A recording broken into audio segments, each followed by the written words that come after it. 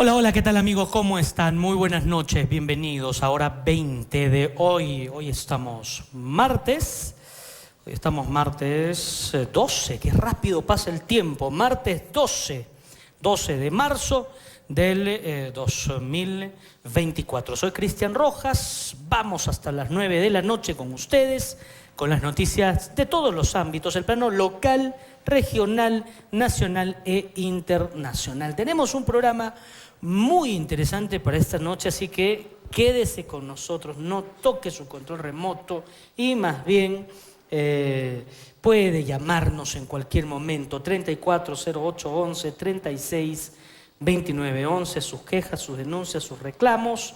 Y recuerde que estamos en el canal 8.7, señal digital de Cable Vela TV en la provincia de Cutervo. Sin duda alguna, la señal amiga, la señal divertida, la señal con este saborcito a familia que es Turbomix TV o el grupo Turbomix, va llegando cada vez más lejos, cada vez trasciende las fronteras de nuestra provincia, ¿no? Una empresa que nació chiquitita de la idea de su fundador, Fantasmita Willy, entre amigos y familiares, hoy es lo que ustedes ven a través de las pantallas y a través de las ondas de Radio Turbomix FM, Radio Turbomix AM y también de Pirata Mix, ¿no? Esa idea que comenzó chiquita, ese emprendimiento, hoy es esta señal cálida, ¿no? Que te abraza todos los días.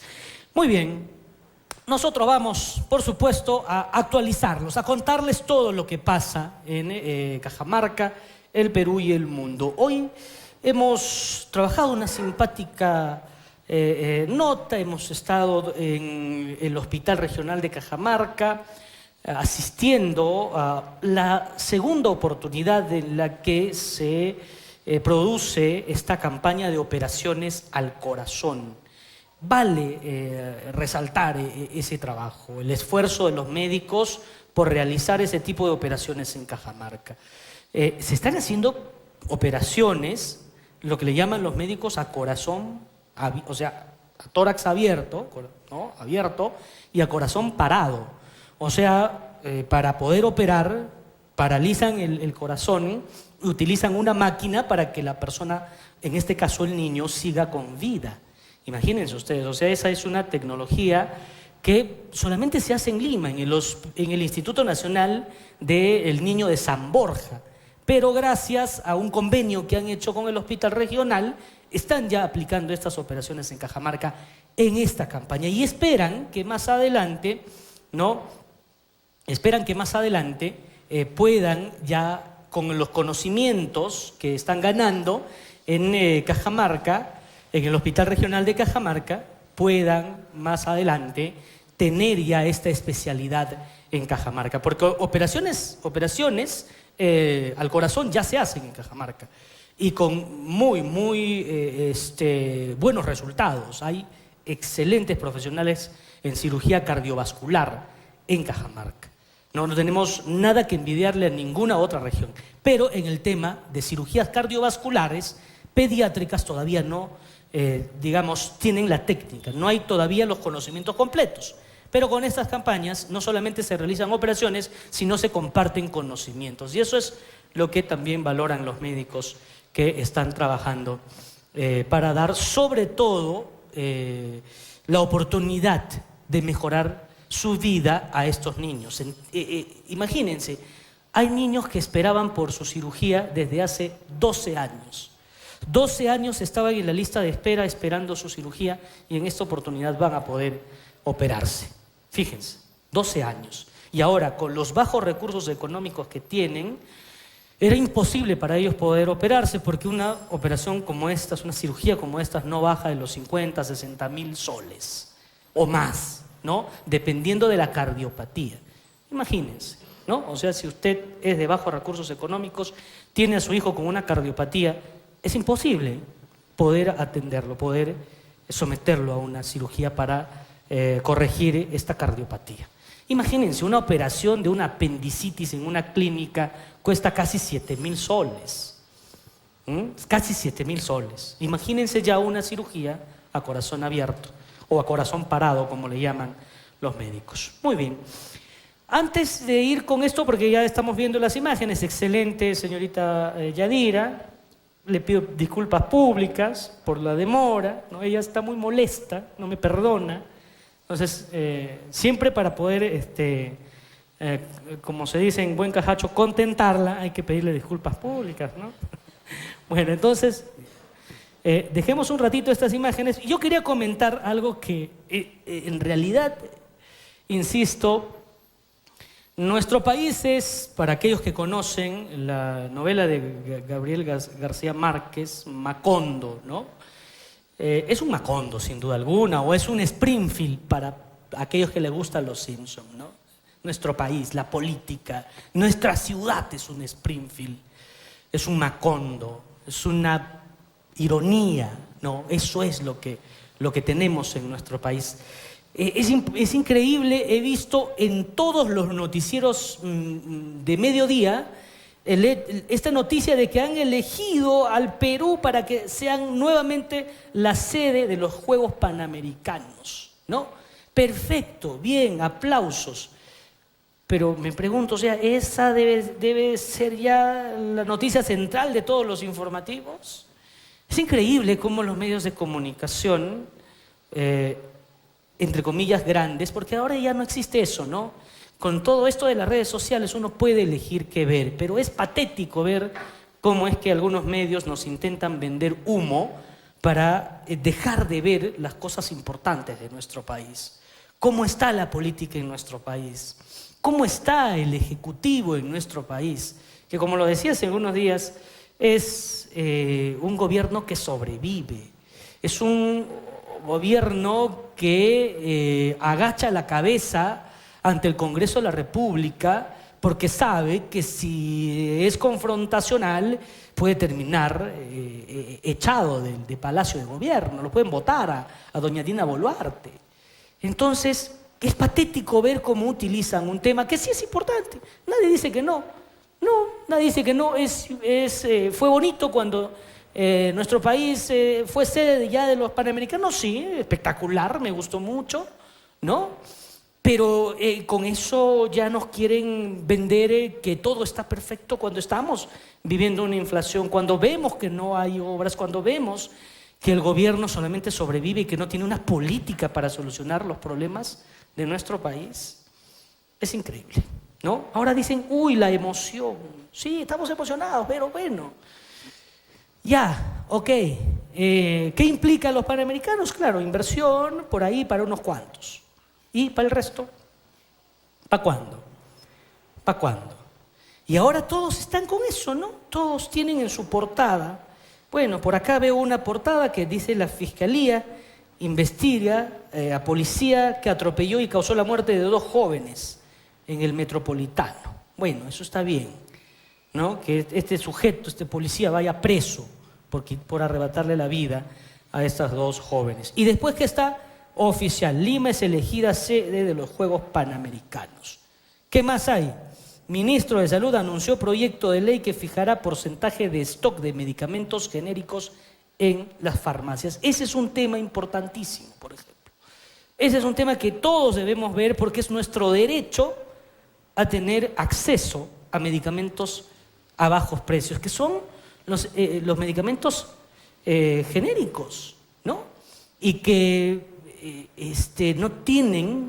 no hace ninguna diferencia a tomar un medicamento con una marca, de un laboratorio. Lo único que te dicen, no, es recubierta, ¿no? ¿Qué le ponen recubierta? Bueno, pues hay algo ahí para supuestamente no afectar el estómago. Bueno, ya te venden humo también ahí, ¿no? Entonces, ¿cuánto cuesta, por ejemplo, una prednisona? Por poner un ejemplo, una prednisona, que es un corticoide muy consumido además por los peruanos, ¿no? Para todo le meten corticoide. Una prednisona, ¿cuánto cuesta? Una de marca, 3 soles. 3 soles, una unidad. ¿Cuánto cuesta la prednisona de genérica. El blister, un sol 50. ¿Cuántos vienen en el blister? 10 pastillas. ¿Se dan cuenta cuál es la diferencia? Ahora, con este proyecto de ley que ahora está en marcha, lo que quieren es ya que las farmacias sean ellas las que decidan si vender o no los medicamentos genéricos. Y con este monopolio que tenemos en el país de las farmacias, imagínense ustedes, estaríamos a merced de lo que ellos digan, ¿no? O sea, la salud se pondría mucho más cara, acceder a salud se pondría mucho más cara. Eso es un tema preocupante. El otro aspecto también es que hay otro proyecto, hay una decisión del Indecopi de que en las farmacias se vendan también abarrotes. Imagínense ustedes, o sea, vas a la farmacia, señora, deme un sol de huevos, deme un kilo de arroz, ¿no? O no sé, pues, deme un kilo de pollo, se me ocurre. Y además, que también les han abierto las puertas para que contraten, entre comillas, especialistas o médicos para que te den ahí un tratamiento. O sea, ya tenemos la costumbre de automedicarnos. Imagínense ya ustedes teniendo a un supuesto profesional en una botica o en una farmacia que te pueda, entre comillas, atender, recetar, diagnosticar. ¿Cómo terminaríamos? Claro, ese médico o ese, entre comillas, profesional está ligado a la farmacia. Entonces, para venderte te va a decir cualquier cosa, pues. Entonces, en eso se está metiendo incluso el Indecopi. Y no sabemos por qué. Esos son problemas, esos son temas que debemos estar tratando en nuestro país. Pero, bueno, todos están, los panamericanos, chévere, bacán, me gusta. Pero no debería ser la nota central. Muy bien. Dicho esto, vamos a nuestros temas locales, señorita Yadira. Lo hacemos con lo que comentábamos, ¿no? Al inicio del programa. Ya veíamos ahí un poquito de las imágenes de apoyo de cómo se han realizado estas operaciones. Vamos con uno de los médicos, el doctor Carlos Zapatel, es uno de los capos de las cirugías cardiovasculares en Cajamarca. Conozco mucho de su trabajo, muy de cerca, ¿no? Entonces, esta fue la entrevista que le realizamos esta mañana. El doctor Carlos Zapatel, se está desarrollando una importante campaña de cirugías cardiovasculares, pero pediátricas. Esto es muy, muy importante lo que están haciendo ustedes en el Hospital Regional. Una campaña cardíaca nacional Niño de San Borja. Han venido colegas, los pacientitos que son muy, muy complicados, para enseñarnos a nosotros y hacer una transición de esta cirugía, ¿no? Para que en el futuro poder nosotros intervenir con las enseñanzas que nos dejan acá, ¿no? En nuestro hospital ya operamos cirugía cardíaca hace más o menos 11 años, ya, pero en adultos y algunos niños, pero sin circulación extracorpórea. En esta oportunidad vienen los maestros para que nos apoyen con este tipo de cirugías, con el apoyo de una máquina especial, que es la circulación extracorpórea, y para poder dar solución a nuestros pacientes en nuestra misma región. En niños, todos son cirugías. La campaña pasada empezamos a hacer, ahora estamos continuando con ese proceso. Doctor Alfredo Hernández, cirujano cardiovascular. Usted viene del Instituto de Salud del Niño de San Borja. ¿Por qué es importante esta campaña? Porque es parte de un proceso que inició el MINSA en un desembalse de cardiopatías y decidimos, digamos, hacer un tamizaje de niños de leve y mediana complejidad para hacerlos en su sitio de origen y no trasladarlos a San Borja. Allá va solamente los complejos. Desembalse, había una lista de espera.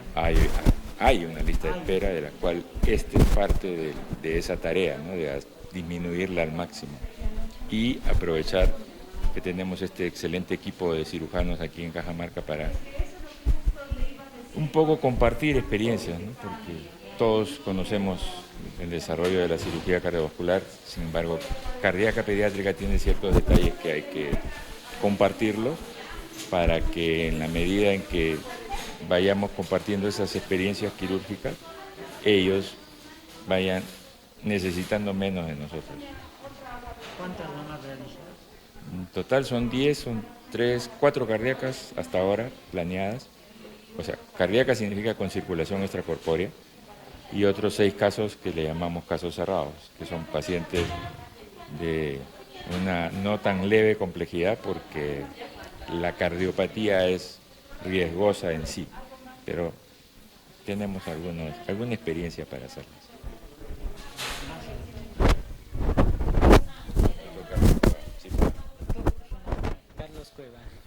Carlos Cueva. ¿Tú eres de acá? Soy de la institución, el hospital. ¿Estás adquiriendo bastante experiencia? Sí, estamos adquiriendo bastante conocimiento con las enseñanzas del doctor que viene de San Borja. Nos formamos desde hace bastante en cirugía cardíaca el 2 de mayo.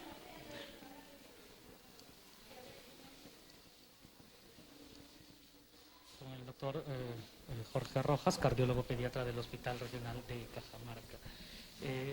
Hablemos entonces sobre esta campaña que se está desarrollando por segunda oportunidad en Cajamarca. Sí. Esta campaña es parte de un proceso de formación de médicos en Cajamarca para realizar cirugías cardíacas pediátricas de manera independiente. Empezó en el año 2021, en junio, en el cual recibimos la primera visita del Hospital Niño de San Borja a una evaluación previa del hospital, de los servicios y también de pacientes para ver si es que era posible realizar cirugía cardíaca en Cajamarca. Cajamarca ya tenía cirugía cardíaca hace 12 años, pero en adultos, y con ese apoyo de la evaluación se inició a hacer cirugía cardíaca en niños. La primera campaña fue en agosto del año pasado, 2023, en la cual realizamos cirugía cardíaca con corazón abierto, con cirugía extracorpórea compleja, con el apoyo multidisciplinario de varios equipos, y se logró con éxito. Se firmó un convenio con el gobierno regional y la Dirección de Salud para tener 3 años de esta capacitación, que se puede ampliar obviamente, y esta visita de este mes es la segunda visita de cirugía cardíaca oficial, en la cual estamos ampliando a más pacientes, más cantidad. Tenemos ya 10 pacientes para esta jornada, que vamos a operar desde el lunes a viernes, complejos y menos complejos, 2 por día, para ayudar a población que está esperando hasta 12 años su cirugía cardíaca, que vienen de muy lejos. Son personas con recursos muy bajos, que es difícil llegar a Cajamarca para poder evaluarlos y preparar para su cirugía, y se puede imaginar que no pudieron ir hace 12 años a Lima para operarse. Y es un gran avance para nosotros, para poder operarlos, y más adelante con el plan de que nuestro personal se capacite para poder hacerlo de manera independiente y descentralizar la cirugía cardíaca en el Perú. O sea, si no han podido venir a los hospitales regionales, mucho menos no trasladarse a otros hospitales fuera de la región, ¿no? Exacto. Hay personas que no pueden venir a su evaluación previa, es difícil que lleguen a sus exámenes prequirúrgicos, a sus exámenes de rutina para acá, Cajamarca. Son casos que inclusive estamos internando a veces sin exámenes para actualizarle acá mismo porque no pueden venir antes, y le estamos preparando para cirugía cardíaca. Son 10 en esta oportunidad, hay una lista de espera de casi 200 pacientes, esperamos más adelante seguir operando con el apoyo y cada vez más pacientes y más frecuentes. Exacto. Es una oportunidad y a veces no. Muy bien. Muchas gracias ahí por las entrevistas y las imágenes. Hay un trabajo articulado y ojalá más autoridades puedan sumarse a apoyar este tipo de iniciativas. Conversaba hace algunos días con un trabajador estatal que prefiero no divulgar su identidad, y me decía que muchas de las cosas que se pueden hacer se puede con voluntad, porque mucho miran, no hay presupuesto. No hay presupuesto para esto, no hay presupuesto para el otro. Tienen una idea algunos profesionales, no tenemos plata. No tenemos plata, cuando con voluntad, con gestión se puede hacer. Miren ustedes, esta es la segunda campaña. ¿Cómo se logra? Con coordinación, con voluntad, porque firman este convenio con el Instituto de San Borja, y él viene y ve las condiciones del hospital. El hospital tiene todas las condiciones, las salas de operaciones, los equipos. Es más, el Instituto del Niño de San Borja trae equipos, ¿no?, para hacer estas cirugías complejas. Y dentro de poco, con los conocimientos ganados, ¿no?, y tal vez con una inyección de capital puedan comprar los equipos que faltan y tendrían una especialidad de cirugía cardiovascular pediátrica. Seríamos la segunda a nivel nacional, porque esto que están haciendo acá solamente se hace en Lima, en ninguna otra parte del país, ¿no? ¿Y cómo se logra? Solamente con voluntad y gestión, nada más. Vamos a la pausa comercial. Cuando regresemos va a estar con nosotros la directora de la Dirección Desconcentrada del INDECI Cajamarca, la ingeniera Ruth Misahuamán, y vamos a hablar de lo que les contaba la semana pasada. ¿Cómo está el panorama de las lluvias o cómo nos va a golpear el fenómeno del Niño a nuestra región de Cajamarca? No se lo pierda, ya volvemos.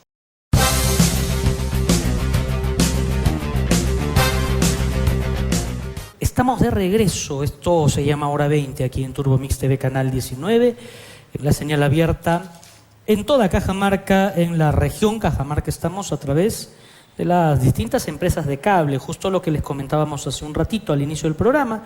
Estamos en Cable Vela TV, Canal 8, señal digital en la provincia de Cutervo. Y a Cutervo ya llegábamos, me parece, ¿no?, también con las otras empresas de cable. Hace poco estuve por allá y en el hospedaje estaba haciendo zapping y me encontré con la señal nítida de Turbo Mix TV. Muchas gracias a aquellos que recién nos sintonizan, a aquellos que recién se enganchan con nosotros. Quédese hasta el final. Como lo habíamos anunciado antes de la pausa comercial, ya está con nosotros la señora Ruth Misahuamán, es la directora de la Dirección Desconcentrada del INDECI. Me parece que sí lo dije bien, ¿verdad? Correcto. Buenas noches, bienvenida al programa. Su saludo para Cajamarca. Muy buenas noches. Agradecer, señor Cristian, el espacio que nos brinda para poder dirigirnos a la población cajamarquina, pero también con la salvedad de informar a la población qué acciones estamos realizando como autoridades relacionadas a la gestión de riesgo de desastre o defensa civil, que comúnmente lo conocen, para que la población no solamente tenga en bien saber qué acciones estamos realizando, cómo nos estamos acercando a la población, qué estamos priorizando y cuál es el enfoque de trabajo que estamos realizando en los gobiernos locales, la provincia, la región, pero también en la población. Justo lo que le preguntaba el otro día también en una entrevista que tuvimos, ¿cuál es la situación actual de nuestra región? Sí, bueno, en inicio sería importante recalcar que el Instituto Nacional de Defensa Civil somos un órgano de asesoramiento técnico en los 3 niveles de gobierno. Nuestra función principal sirve para acompañar y asesorar al alcalde, al funcionario técnico del área de gestión de riesgo, a fin de que sus oficinas se fortalezcan con la capacidad de respuesta. Y es ahí en donde nosotros acompañamos a las 127 municipalidades desde San Ignacio hasta Cajabamba, brindando pues este acompañamiento a fin de que ante las emergencias que podamos tener por las lluvias ellos tengan pues los recursos necesarios y la forma de actuar de manera óptima en una situación de emergencia. En ese sentido venimos ya haciendo un trabajo bastante arduo respecto, por ejemplo, al fenómeno del Niño, que desde el año pasado, en los meses de agosto, se inició un estado de emergencia y que involucró a los 127 distritos, y eso conllevó a realizar acciones, por ejemplo, de reducción del riesgo. Se priorizaron puntos para descolmatar, organizar a la población, sensibilizar, pero también fortalecer estas oficinas importantes, como por ejemplo en el tema de los almacenes de bienes de ayuda humanitaria, identificación de puntos críticos para la descolmatación, estabilizaciones de taludes. También buscábamos que el funcionario tenga la capacidad de hacer una buena evaluación de daños, y eso es muy, muy importante porque lo vivimos en el mes de marzo ante el ciclón Yaku por el fenómeno del Niño, en donde tuvimos lluvias tan intensas en todo el departamento y se nos dificultaba levantar la información para saber cuántos damnificados o cuántos afectados necesitaban la ayuda humanitaria. En ese sentido, nosotros como INDECI lo que hicimos es desarrollar todo un plan ante el fenómeno del Niño de capacitación y orientamos a acreditar a los funcionarios como evaluadores de daños. Eso en inicio para complementar con las acciones que se realizan dentro de los centros de operaciones de emergencia al registrar las emergencias y dar nacimiento en una situación que se pueda presentar en cualquier parte, ¿no? Ante ese escenario justamente analizamos nosotros cómo van las condiciones que se presentan y nosotros nos guiamos mucho de los comunicados del ENFE, en donde menciona que seguimos en alerta del niño. Si bien las condiciones han disminuido, no vamos a tener fuertes precipitaciones, pero aún mantenemos el estado de alerta. Y eso involucra que nosotros como autoridades sigamos coordinando con todos los gobiernos locales, el gobierno regional, a fin de poder todavía seguir identificando y reduciendo el riesgo que existe, pero también preparando a la población y a las autoridades, que es un aspecto sumamente importante. Y esto que mencionaba hace un momento era algo importante porque es un bache con el que siempre se encuentran, ¿no? Que es los funcionarios, ¿no? Que muchas veces son cambiados después de que ustedes ya les dan la capacitación, aprenden todo, los cambian. O en algunos casos también tienen a funcionarios que cumplen, digamos, valga la redundancia, múltiples funciones dentro de las municipalidades por ser municipalidades muy pequeñas, ¿verdad? O sea, es grande el trabajo el que ustedes realizan porque ven toda la región y se encuentran con todo este tipo de aspectos. Sí, en esa situación nosotros desde el año pasado como INDECI hemos venido recomendando a los titulares de cada entidad a fin de que los funcionarios no sean rotados. Y esa es una realidad muy importante porque podemos estar haciendo todo un trabajo articulado, capacitando, priorizando recursos, interviniendo en zonas, y muchas veces la rotación del personal hace que el trabajo se desestabilice y empecemos de cero. Y eso lo hemos visto este año, puesto que al mes de febrero ya hemos tenido un aproximado del 20% de funcionarios de las áreas de gestión de riesgo que han rotado, y otros que todavía no tienen funcionarios o un responsable, y ahí es donde empiezan a asumir otra área esa responsabilidad y no le damos mucho la importancia de vida.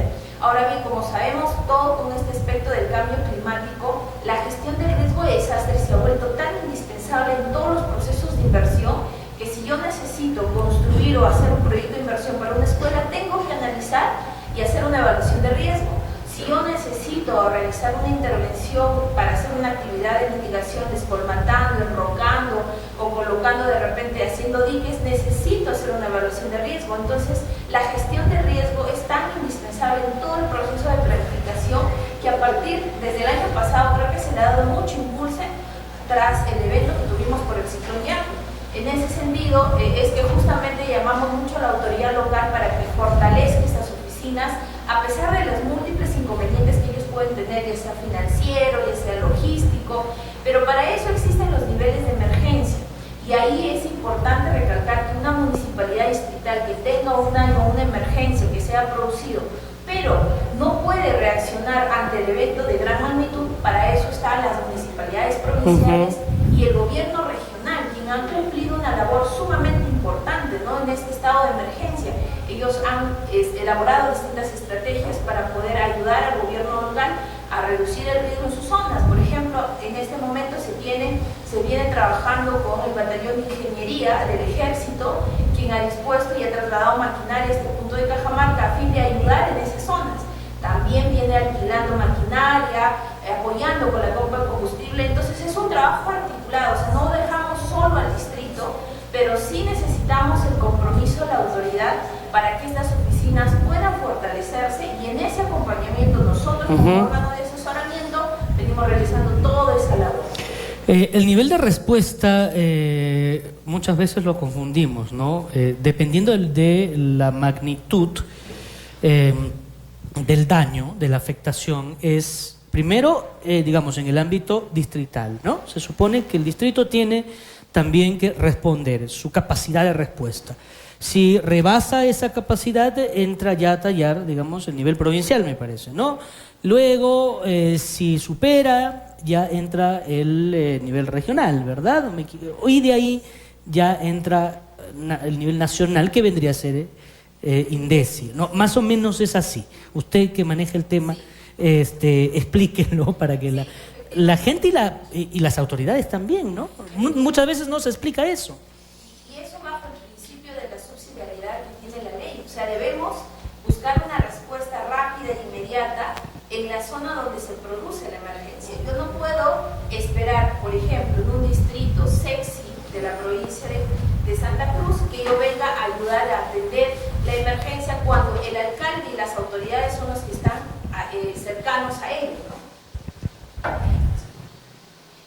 En ese sentido, es que justamente lo que nosotros buscamos es que la autoridad asuma esa responsabilidad tan importante como distrito, pero cuando ya tenemos, cuando supere esa capacidad, entra a tallar la provincia con sus oficinas, entra a tallar el gobierno regional, y cuando esa situación es superada, recién resaltan las declaratorias de estado de emergencia, que son estados excepcionales por 60 días, que el gobierno lo puede dar ya sea de oficio o a solicitud de parte del gobierno regional. Y aquí es importante mencionar algo, que este estado de emergencia en el cual está vigente 73 distritos de Cajamarca han sido declarados de oficio por la Presidencia y Consejo de Ministros.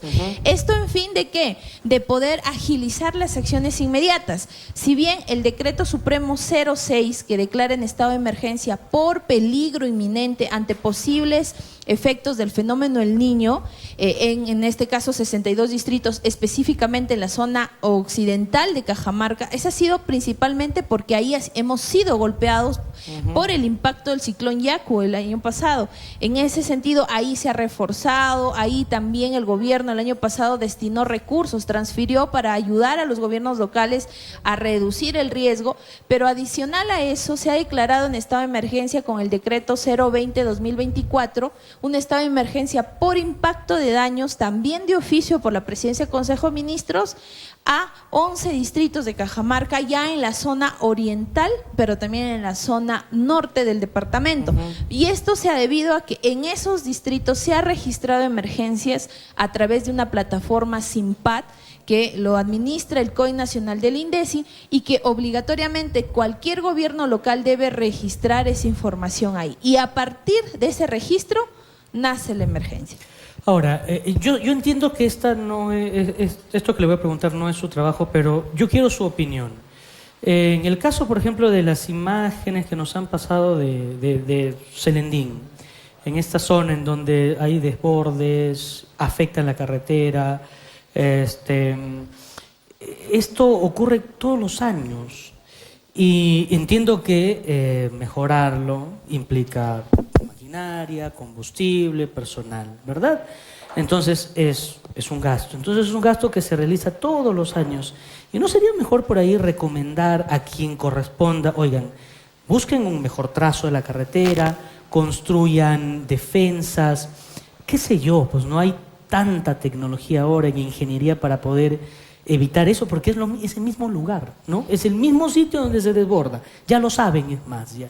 Y gracias a Dios, hay que decirlo así, porque no se producen pérdidas de vidas humanas. ¿Cómo cambiar esa situación, esa realidad? Sí, ahí es importante tomar en cuenta dónde se produce la emergencia, ¿no? El caso de Selendín, en el sector de Yanguat específicamente, es una zona que geológicamente es inestable. Todo el tiempo tenemos presencia de derrumbes, activaciones de quebradas, misma del cual se tiene que hacer una evaluación geológica, y para eso tenemos una entidad técnico-científica como es el INGEMET, que está en Cajamarca, y a través de esas evaluaciones geológicas se establecen recomendaciones. ¿Qué recomendaciones debemos realizar en esas zonas que tienen fallas geológicas o son zonas inestables o hay deslizamientos o movimientos rotacionales, que así se lo denomina? Por ejemplo, dentro de ellos se puede orientar algún proyecto de inversión en lo que son protecciones físicas para estabilizar esos taludes, ¿no? Podemos colocar el tema de gaviones, podemos colocar de repente hacer un enrocado o drenar, hacer unos drenes, obviamente previa a la evaluación, pero como es una vía departamental, le corresponde a la Dirección Regional de Transportes, y eso es importante que hagamos precisión. ¿Por qué razón? Porque hasta el año pasado esas emergencias las registraba o las reportaba el gobierno local. Sin embargo, ante la situación que hemos enfrentado, hemos podido sacar lecciones aprendidas, y es necesario que el gobierno regional se involucre mucho más en el tema GRD. Y es ahí donde las direcciones regionales, como es en este caso Transportes, debería priorizar intervenciones ya de mitigación para evitar pues el deslizamiento en esos tramos inestables, ¿no? Y para eso pues tiene que realizar todo un proceso. Dentro de esas actividades es importante también mencionar que el INDECI tiene un fondo de intervención ante ocurrencias de desastres, que es un fondo que se crea en el año 2017 para enfrentar después lo que tuvimos del fenómeno del niño costero. En ese sentido, este fondo permite presentar a los gobiernos locales solicitudes de financiamiento para trabajar 3 tipos de intervenciones: lo que es mitigación, preparación y respuesta, y lo que es reconstrucción. Es decir, si queremos enfocar en esa carretera hacia Yanguat, lo que podemos hacer es presentar un expediente técnico para poder estabilizar o colocar gaviones, un muro de contención tras la evaluación que la dirección regional haga, y poder solicitar el financiamiento. Entonces, quien tiene la competencia aquí le corresponde a la dirección regional. De igual manera puede suceder en distintos puntos de Cajamarca. Por ejemplo, también tenemos en la zona de Cutervo hacia Chiple, que son zonas inestables, que a pesar que es una vía concesionada, también se puede estabilizar. También tenemos deslizamientos de la zona de Jaén a San Ignacio bajo ese mismo enfoque. Entonces, sí existen las medidas necesarias para establecer proyectos de inversión de gestión de riesgo, en mitigar, en reducir, pero también como actividades propias para reducir el riesgo en esas zonas. Ahora, y eso pasa en todo el Perú. Hace poquito estaba viendo con lo que está ocurriendo por Piura, por ejemplo, en donde llevan desde el fenómeno del niño costero realizando inversiones millonarias, pero vuelven las lluvias y arrasa con todo lo que se ha avanzado. Y eso significa pues que los proyectos no se hacen, no se ejecutan bien, no se planean bien, ¿no? No podríamos encontrarle otra justificación para que una nueva, digamos, crecida de un río se lleve todo lo que ya se ha hecho. Sí, y ahí es importante recalcar que justamente lo que buscamos en la gestión de riesgo de desastre como proceso ya complementario o unificado es que no solamente debemos manejar el componente reactivo.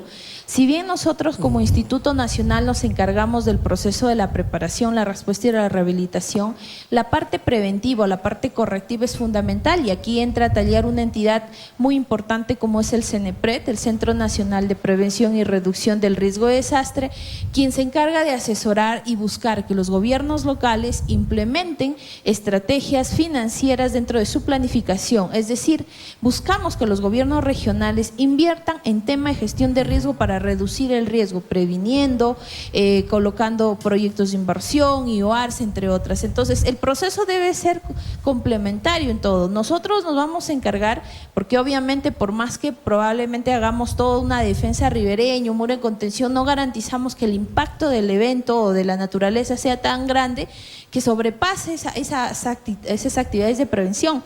Por eso es que nosotros resaltamos mucho el tema de la preparación desde la autoridad local, pero también enfocada hacia la población, para que ellos no solamente vean que la autoridad trabaja, sino también se sumen en ello, ¿no? Y ahí es donde estamos haciendo nosotros muchas campañas, por ejemplo, del plan familiar, del combo de la supervivencia, tener la mochila de emergencia, usar el mensaje de voz, el 119, tener identificado hacia dónde debo evacuar, cuáles son mis sistemas de alerta, cómo debo organizar mi brigada en la zona, porque ellos son los primeros que responden. Entonces, todo ese trabajo lo vemos nosotros, lo asesoramos como INDECI y acompañamos en esas actividades que los gobiernos locales realizan. Sin embargo, como usted menciona, la prevención es un aspecto fundamental y necesario, sobre todo en la gran característica geográfica que tiene el departamento de Cajamarca. Y para ir terminando, y lo que le preguntaba fuera de cámaras, ¿qué es lo que nos espera a Cajamarca frente a este fenómeno del niño? Estábamos ahí analizando un poco y podría ser lo que nos golpee más bien una sequía, ¿no? A diferencia de otras regiones que están soportando intensas lluvias. Sí, efectivamente, nosotros estamos constantemente vigilantes de los informes técnicos científicos. El ENFEN indica que la presencia de lluvia se puede intensificar en este mes de marzo y entre abril y mayo ser un poco neutros. Y vamos a entrar ya a condiciones más frías, es decir, vamos a enfrentar probablemente bajas temperaturas en Cajamarca, que a las zonas altas o mayores a los 3.500 se van a ver afectadas. A eso nada más debemos sumarle que ya viene la temporada de vientos fuertes y lo que conocemos como los incendios forestales, que es una cadena. Y eso acompaña muchas veces al déficit que año tras año, dentro de los meses de agosto en adelante, ya tenemos presencia y ausencia de lluvias. Entonces, ante esa situación, las autoridades ya deben prever ¿qué acciones debo realizar yo para poder enfrentar posibles emergencias por déficit hídrico? Que también afecta y nos afectó en el año 2016, donde declaramos en estado de emergencia Cajamarca. Por los incendios. Por incendios, se sumó en el año 18 el déficit hídrico. Entonces, por esa razón, es importante que en esta temporada, que probablemente ya se reduce la intensidad de las lluvias, puedan prever el tema de reservorios, el tema de cochas, abastecer el servicio de agua y planificar cómo yo debo abastecer a mi población con recurso hídrico, a fin de que esto no se afecte la vida y salud de las personas, que es la finalidad más importante, ¿no? Entonces, en ese sentido, la gestión de riesgo, el trabajo que hacemos dentro de esta área no culmina con las lluvias, continúa con distintos peligros y obviamente terminamos el año nuevamente con un periodo de lluvias. Entonces, en ese sentido es importante hacer un llamado a las autoridades, a la autoridad local, provincial, regional, para que ya vayamos planificando futuro las emergencias que podamos tener, porque ya conocemos el calendario de peligros de nuestro país. Y como también mencionábamos, el trabajo que se hace para almacenar agua tampoco es, digamos, no sé si llamarlo efectivo, pero en todo caso está muy disperso, ¿verdad? Así es, hay que tomar en cuenta que año tras año las ciudades crecen. Y mientras no tengamos un plan de desarrollo urbano con enfoque en gestión de riesgo, vamos a seguir creciendo probablemente desordenados o en zonas que no tengan las condiciones necesarias o son zonas de alto riesgo y que generen la vulnerabilidad en el mismo sentido. Entonces, en esa razón, por eso es que las autoridades también deben priorizar no solamente el abastecer con recurso hídrico a la parte de agricultura, que es sumamente importante, pero sino también a las ciudades, ¿no? Para el consumo. Entonces, ahí tenemos no solamente a las municipalidades, sino a las empresas prestadoras de servicio, que deben establecer ciertos planes para enfrentar esos periodos y también concientizar a la población, porque en esa temporada donde tenemos mínimo, por ejemplo, ausencia de lluvias intensas, muchas veces también la población tiene que sumarse a ese esfuerzo para hacer un uso adecuado del recurso hídrico y poder abastecer a todas las zonas, porque comúnmente ya hemos visto que en ese periodo a veces no somos conscientes y ciertos sectores empiezan a escasear, entonces hay múltiples consecuencias que vamos a tener y ahí la población debe sumarse como un ente participativo, porque esto también lo involucra dentro de la gestión del riesgo de desastre. Muy bien, nos ha quedado bastante claro. Le agradezco mucho. ¿Algo final que quiera agregar a la entrevista? Sí, agradecer mucho y hacer una pequeña recomendación a la población cajamarquina de estar preparados. Vamos a enfrentar probablemente lluvias muy puntuales en los próximos días, probablemente de normal a superior en la intensidad, y es importante que la familia se sume en este trabajo articulado, no solamente informando a la autoridad local, sino también preparándose desde el hogar, teniendo su plan familiar de emergencia, teniendo la mochila de emergencia, sabiendo identificar hacia dónde debe evacuar. Si mi casa está muy cerca a una quebrada o un río o una zona inestable, por favor también elaborar ese plan, saber hacia dónde evacuar, destinar roles a los integrantes, pero siempre mantener informada a nuestra autoridad distrital, quien es inicialmente la que va a brindarnos ese apoyo inmediato, y vamos a sumar esfuerzos con todas las entidades de primera respuesta. El trabajo es articulado, la autoridad local, la sociedad y la población organizada, porque defensa civil es una tarea de todos. Le agradezco mucho. Gracias por venir. Muchas gracias. Muchas gracias. Y de esta forma también le ponemos punto final al programa de esta noche de martes. Volvemos el día de mañana con más noticias para todos ustedes.